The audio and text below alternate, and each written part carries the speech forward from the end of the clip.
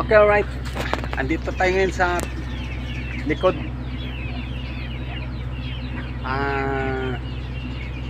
Pakita ko lang sa inyo yung kadami ng kakao nila. Ito. So, let's go. Ayan, mga manok, dami oh. Ayan. Dami manok, ano? Ayan, dito yan sa likod. Ayan oh. Ito oh, dami. Ayan. Grabe, ano? Ayan. So, excuse me guys. So, pakita ko sa inyo yung dami ng kakao. Yan oh. Yan, kakao. Yan. Ba? Hanggang sa taas yan. Ayun oh. Hindi pa sila nag-harvest. Ang dami ng bunga. Ay, ang dami ng hinog yan oh. Ito. To harvest na yan. Ayan. Ito. Ayan, ang dami ano. Yan. Yan, pag nag-harvest sila dito, sako-sako. Gandoon. Yan, mga siguro nasa 250 na punuan to na kakao.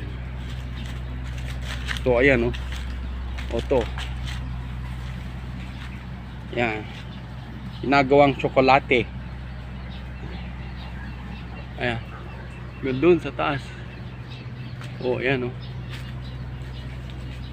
Yan. Oh, yan po. Oh, yan.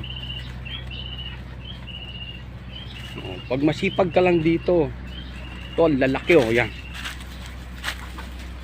Dami oh, lalaki. Oh. Daming kakao. Yan pa mga manok oh. Yan. May harang kasi dito. Doon ko dadaan sa gilid. Yan, sa gilid na yan. May daanan doon sa dulo. Yan, tapos ikot dito. Yan, ikot diyan. Hanggang doon, pagpunta doon. Yan, mga maliliit yan kasi mga kakao na maliliit ang bunga. Dito, puro malalaki ang bunga. Mahal ng kakao dito guys. Yan oh. Oh. Yun oh, dami dun oh, sa ano. Dami ng dilaw.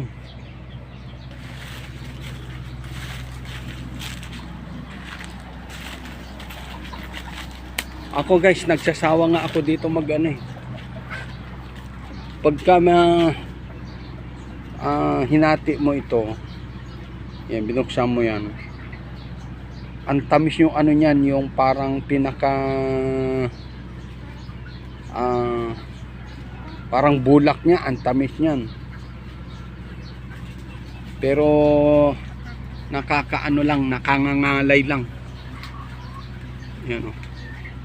Sarap niyan, tamis.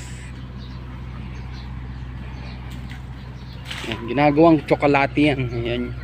Tsokolate,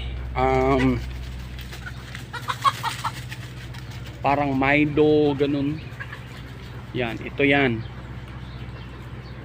Ito rambutan.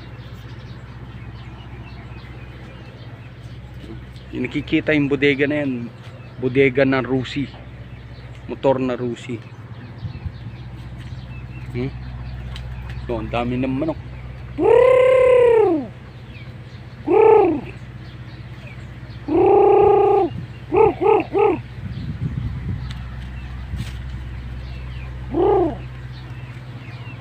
O, diba? So, kita nyo na. Pag masipag ka lang dito sa probinsya, marami kang aanihin. Dito lang yan sa Cagayan Valley. Yan o, may nangingitlog po. May naglilimlim. Yan. Diba? Oh, diba? Dami. Oh, bye-bye. Pinakita ko lang sa inyo kung ano yung update dito. So, thank you. Maraming salamat ulit sa inyo. Sa inyong panonood. Sa suporta. God bless everyone.